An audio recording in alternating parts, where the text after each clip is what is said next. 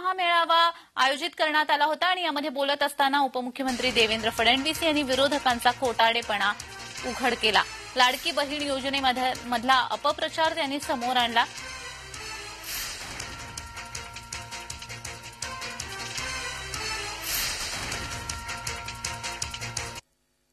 आज एकीकडे आपण कॅबिनेटमध्ये निर्णय घेतला की आमच्या शेतकऱ्यांना सोयाबीन आणि कापसाचे भाव कमी असल्यामुळे भावांतराच्या माध्यमातून थेट त्यांच्या खात्यात पैसे देऊ हा निर्णय आपण घेतला।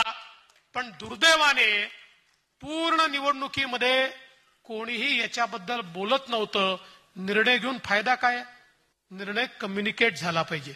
माझी बहीण लाडकी योजना सुरू केली। आता हे किती म्हणजे कसे लोक आहेत ते लक्षात घ्या। इकडे सभागृहामध्ये त्या योजनेचा विरोध करतायत। निवडणुकीकरता योजना केली, मग पैसे कुठनं आणणार, मग योजना होणारच नाही। पण हे किती हुशार लोक आहे। तुम्ही जर गावोगावी जाऊन पाहिलं, यांचेच लोक फॉर्म घेऊन उभे आहेत। सावत्रासारखे तिथे विधानसभेमध्ये आपल्या बहिणीच्या योजनेचा विरोध करतात। ते सख्य झाल्याचा आवाहनात जणू काही त्यांच्याच खिशातनं आता पैसे देणार आहेत असे घरोघरी फिरून राहिले आहेत। त्यामुळे अशा बेगडी भावांपासूनही सावध राहावं लागेल आणि आपल्यालाही हे सांगावं लागेल की बहिणींनो, तुमचे खरे भाऊ या मंचावर बसलेले आहेत।